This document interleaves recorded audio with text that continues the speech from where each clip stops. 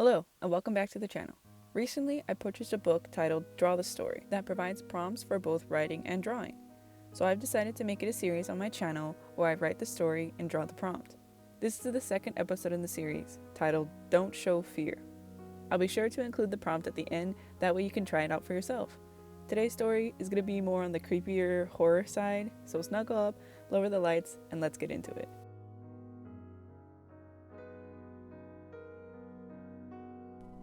A little boy sat underneath his covers with a flashlight in his hand and a map in his lap. He shifted his spot, adjusting the teddy bear that was positioned next to him.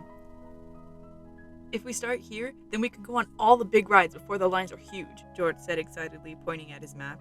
He looked over to the bear for confirmation before returning his attention back to the map. "Jesus and I made a plan, and we're going to convince Mom to get us food, and then we'll sneak into here." He pointed to the structure on the map. "That's right, Brutus. We're going into the haunted mansion." A loud car roared and raced down the street outside, causing the young boy to jump in his bed and drop the flashlight onto the floor. It rolled near the door, shining a large circle onto the wall. George slid off the bed to grab the flashlight. His body blocked the light, casting a large shadow on the wall. As he grabbed the handle, he noticed a thin line of light coming from the hallway into his room. He stared at it for a moment. There was a block between the line. George gripped the flashlight to his chest as the shadow shifted in the hallway. Suddenly, the door swung open. George screamed, running back to his bed. The light flipped on, and in the doorway was a middle-aged woman with long brown hair, wearing a fuzzy lavender robe and dark circles under her eyes. "Jorge, why are you screaming and making all this noise in the middle of the night?" she asked. Her eyes squinted as they adjusted to the light. George uncovered his head from the blankets, meeting the annoyed gaze of his mother. "Sorry, Mom," he said. She sighed, looking around the room and noticing a map that had fallen onto the floor. "Were you up reading this?" she asked, walking over to pick it up. George didn't respond, but sank deeper into the bed. She folded the map and tucked it under her arm, readjusting George's sheets and handing him the stuffed bear. "Go to sleep, or you won't have any energy for tomorrow." George nodded, scooting into the sheets to get more comfortable. His mom leaned down, kissing him on the forehead. "Good night, mijo." George closed his eyes, excited for tomorrow. In the morning, George jumped out of his bed, racing to the kitchen, nearly running into his mom. "Whoa, slow down there," she exclaimed. "Get something to eat before we head out. I'm not paying all those crazy prices in the park, all right? Your friend should be here any minute." George smiled, and he began stuffing his face with chorizo eggs, beans, and bolillos. "We're going to go on all the rides. It's going to be awesome," George exclaimed excitedly. His mother laughed, sitting down with her cup of coffee. "Whatever keeps you from that creepy-ass haunted house," his mom said. George paused for a moment before eating some more. The doorbell rang, causing George to shoot up in his seat. "Finish eating," his mom said, pointing back to his chair. She got up to get the door, and standing there was a young boy. He was wearing a blue hoodie and a white t-shirt with tan shorts and glasses. "Good morning, Miss Gutierrez," the little boy said excitedly. He had an over-the-shoulder fanny pack strapped against his chest. "Good morning, Jesus. You excited?" The little boy nodded his head vigorously, shaking the glasses to the tip of his nose. "Jesus! Jesus!" George yelled from the kitchen. He pushed his glasses back up his nose and ran over to the kitchen. George's mom stayed at the door, talking to Jesus' mom, while the boys went over their plan for the park. "Hi, George," Jesus waved. Come here." George motioned to him, looking over his map. Jesus walked over to him, scanning the marker-scribbled paper map. George went over his plan of sneaking away from his mom in order to get into the mansion. "But what if there's a line, and then we have to wait? Won't she catch us?" Jesus said. George smirked, digging his hand into his pocket and pulling out a folded-up bunch of dollars held together with a rubber band. "I've got it covered. I've been saving up so I can get us tickets for the fast lane, and that way, we don't have to wait," George said excitedly. Jesus smiled in awe at his friend's ingenious idea. "Wow, you really planned this out." Jesus looked up from his map and gave George a fist bump. George's mother walked back into the room. "Are you boys ready? I want to get there early so we can find some good parking," she said. The two of them nodded. George grabbed his bag and they headed off to the amusement park. The parking lot to the park was already bustling with people. Jesus and George had their faces pressed up against the car window looking out into the park. George jumped out of the car excitedly, bouncing around their parking spot. Jesus slid out of the car following. As he turned to meet George, when suddenly... "George!" Jesus yelled. The car swerved, avoiding George. Get out of the way! The person inside yelled as they passed. Jorge! Pinche pendejo! His mother yelled at the passing car. Are you okay? She turned her attention back to the boys. George slowly nodded his head, still a little shocked by the encounter. His mom slapped him on the back of his head, snapping him back into reality. Pay attention! You could have died! She said, sighing with relief. Giving me a damn heart attack. Jesus fixed his glasses, picked up the fallen map on the floor, and handed it to George. That was a close one, he said. George took the map and shoved it into his pocket. Come on, that was nothing. We're just getting started, Jesus. George laughed as they started walking to the park entrance. Nuh-uh. You boys better not do anything crazy while we're in there. That's enough excitement for me today, okay? George's mother said. I don't want to hear that my kid was found standing on top of a drop ride or stuck in some sort of contraption just because you were trying to up the scare, she scolded. Mom, George replied, slightly annoyed. I'm not that stupid. Jesus laughed lightly. They entered the park, decorated with pumpkins and ghoulish ghosts as October just started. There were a handful of performers near the entrance handing out masks and directing guests. One of them was a mime. Its makeup was rather simple, a plain white painted face with black triangle markings on the eyes, painted on eyebrows, and black lips that formed into a long, thin smile. They walked past the performer. Jesus locked eyes with the mime for a moment, shivering slightly. He noticed that the mime wasn't handing anything out. It was just standing there. Come on, man, it's just a dumb mime, George interrupted, and they raced to the nearest ride to start off the day, bouncing from attraction to attraction until it started to get later into the day. The sun was still out, but the energy in the park had changed. More of the Halloween special shows had begun. There were a lot more performers walking around the park, dressed up in scary face paint and tattered clothing. As they were walking around and looking for the next ride, George and Jesus made eye contact, nodding their heads in agreement to start their Operation Haunted Mansion. Jesus walked next to George's mom, distracting her. Miss Gutierrez? He started. Yeah, Jesus? She asked. George took this opportunity to sneak away to the nearby fast lane ticket booth to buy their passes. We've been walking around for a while, and I was starting to get kinda hungry. Jesus started, keeping eye contact with George for the signal. Oh, okay. Did your mom pack you any snacks in your bag? She asked, pointing to his fanny pack. No, Jesus said quickly, causing George's mom to raise her brow curiously. What I mean is, she did, but, George and I ate them already a couple of rides ago. He looked over. George shook his head no and waved his arms for Jesus to continue distracting her. You know, 'cause the lines for the rides are so long and we didn't want to stop going on the rides. George finally got the passes and ran back. Yeah, he rejoined the group, putting the tickets into his back pocket. His mom looked at George. You know, fast metabolism, he said, patting his stomach. Jesus began getting worried that their plan wouldn't work. He looked at George for some reassurance. George looked back, widening his eyes, trying to signal Jesus not to blow their cover. I can't believe you would use your friend to get food, she sighed. What do you boys want? She asked. The two looked at each other, smiling. How about a pizza? That way we can all share, George suggested. Oh, but I want to keep going on rides, though, he said. Well, do you want rides or pizza? She asked. George paused, realizing he hadn't planned for this to happen. How about we go on one more ride and you get the pizza? That way we can meet up somewhere and eat? Jesus suggested. George's mom grumbled a little against the idea. I have my phone. If anything happens, we can call you. Jesus pulled out his flip phone from his fanny pack and showed it to George's mom. My mom already put your number in, he said. George's mom took the phone and hummed. All right, she said, handing the phone back to Jesus. Yes! The boys cheered. I'll meet you at the main statue in the middle of the park, okay? She said, and they both nodded. And I want you to text me updates. I'll do that too in case anything happens, she said. Yeah, George said excitedly. Look at me, she said, grabbing George's shoulder. Be careful. I'm serious. I want you on your best behavior, she said. George nodded and watched his mother head off to the pizza shop that was across the park. As soon as they were out of range, George and Jesus jumped up cheering. We did it! They exclaimed, running off to the Haunted Mansion line. They got up to the entrance, and surprisingly, there was no line. They walked all the way up to the front, breezing through the queue of the attraction. Whoa. A park attendant stopped them. Sorry, boys, this attraction is closed, she informed them. What? George exclaimed. But we got fast tickets and everything. Sorry, little guy. I can get you passes for another attraction, but you can't go on this one, she said. This is so unfair, George grumbled, and they walked back out the entrance. What are we gonna do now? He groaned. I wonder why they closed it, Jesus asked, looking back at the attraction.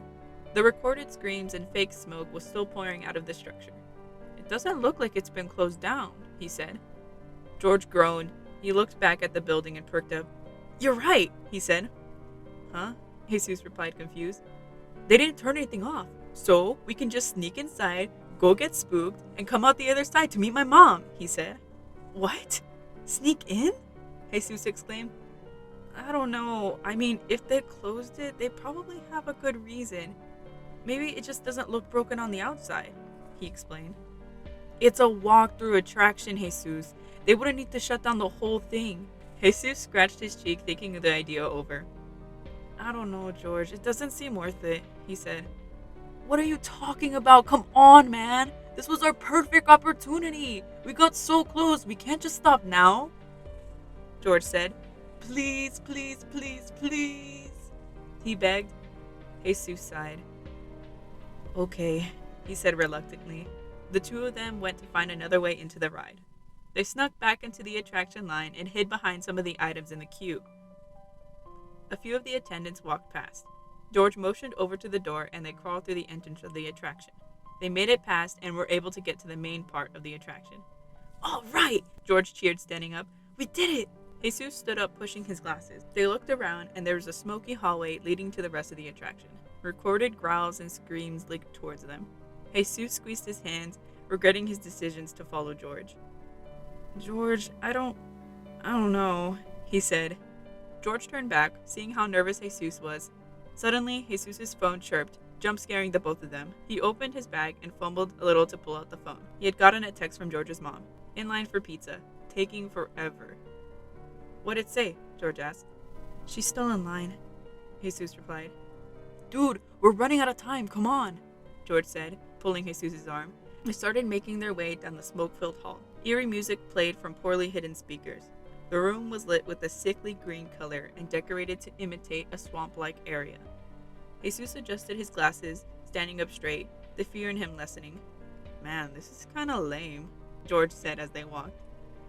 Yeah, Jesus laughed relieved. I thought it was gonna be a lot scarier.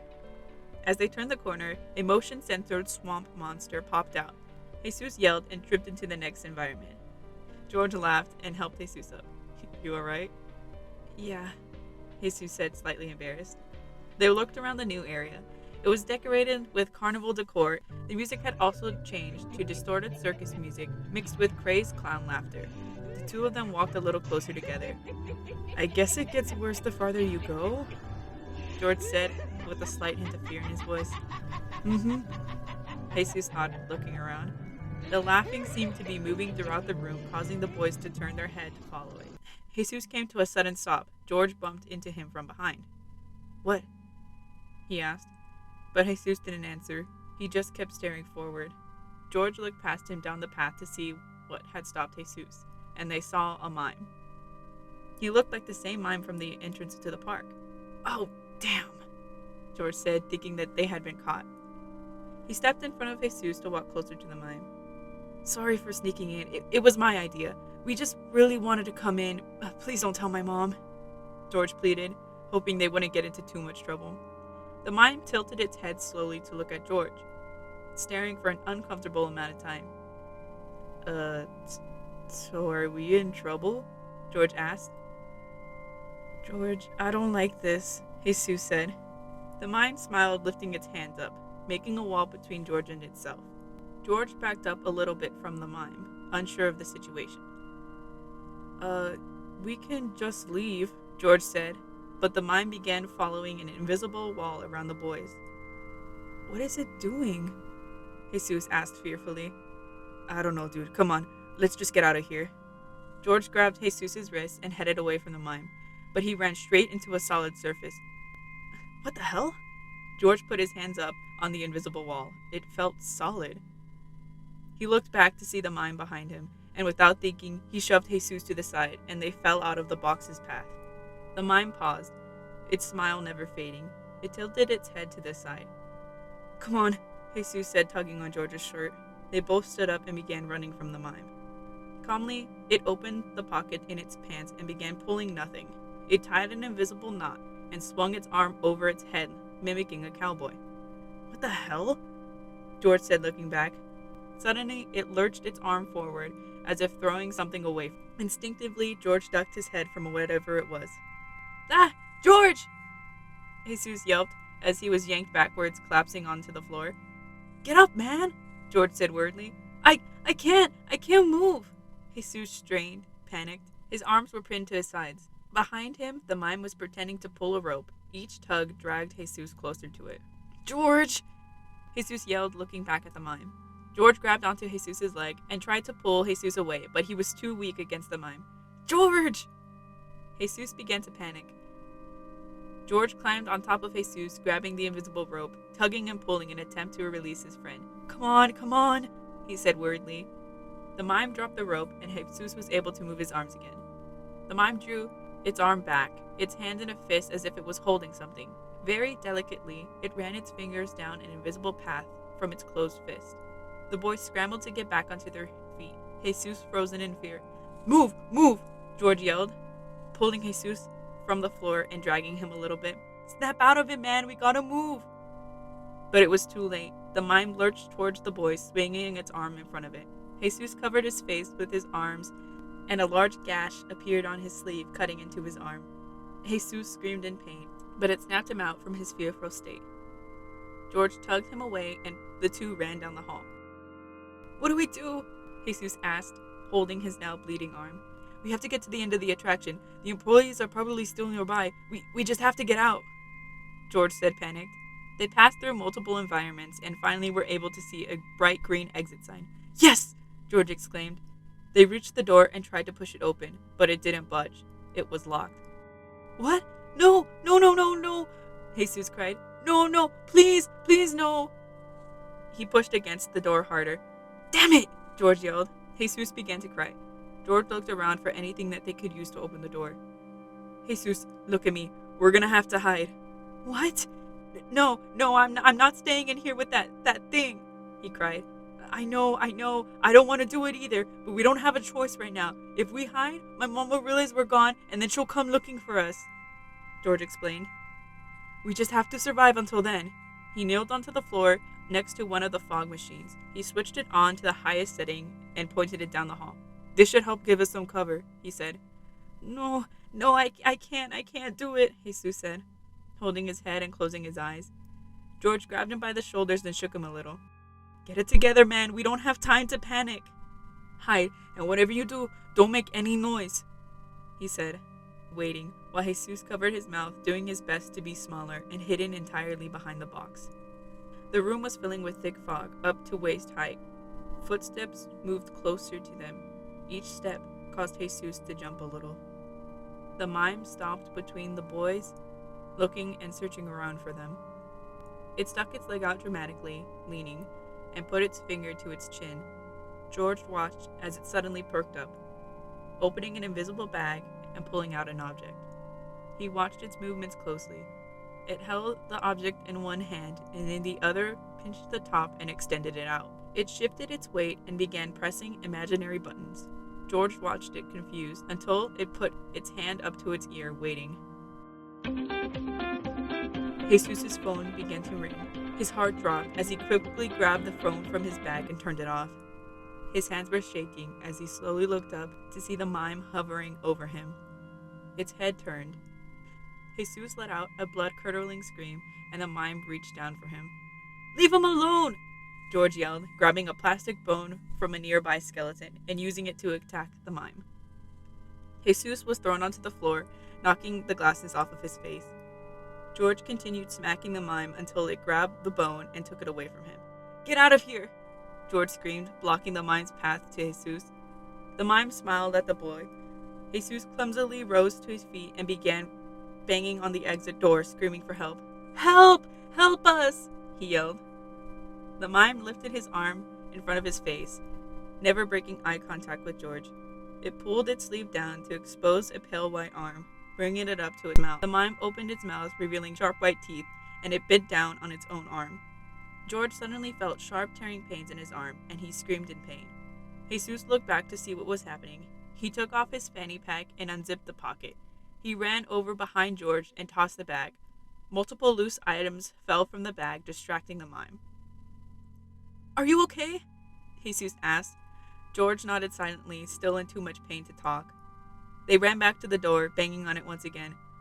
"Who's in there?" Someone called from the other side. Please help us! Let us out, please! There's a crazy mime in here!"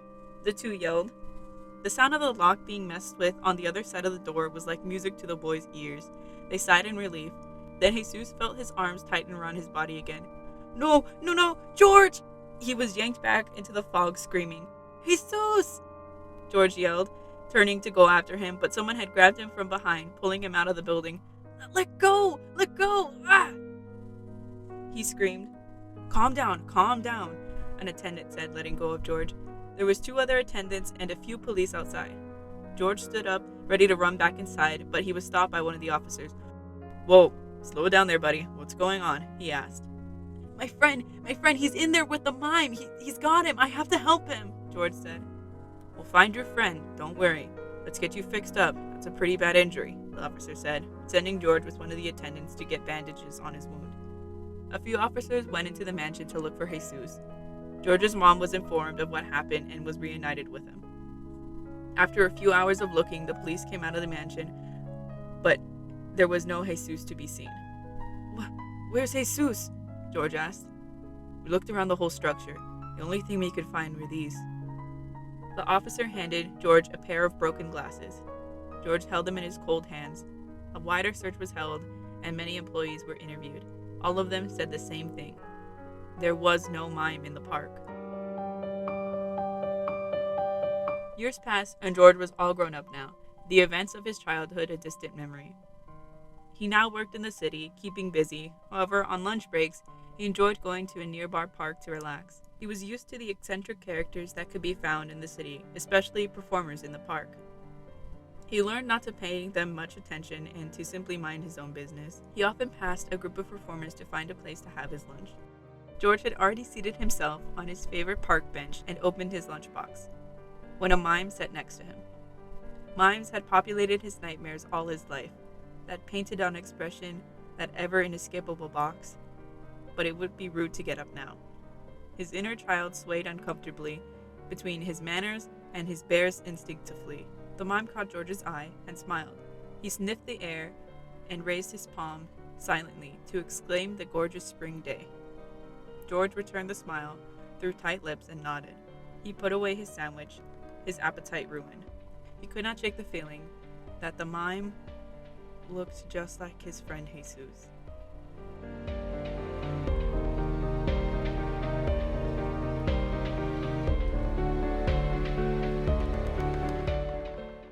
Thank you so much for watching and listening. I hope you enjoyed this video. I had a lot of fun making this one. Horror is definitely more in my playing field than the last story.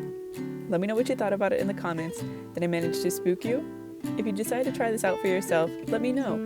You can tag me on my socials, or I do have a Discord where you can share your stuff with me and others in the community.